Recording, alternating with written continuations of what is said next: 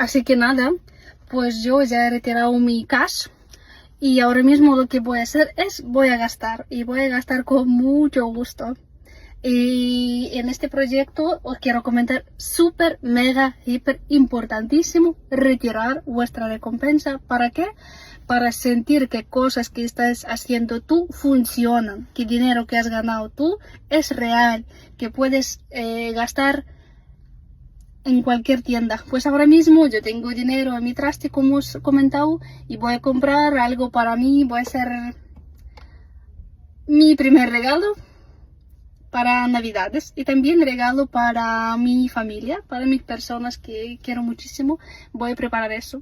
Así que venga, os animo para tener una vida más sencilla, llena con felicidad y con paz. Es importantísimo, ¿vale?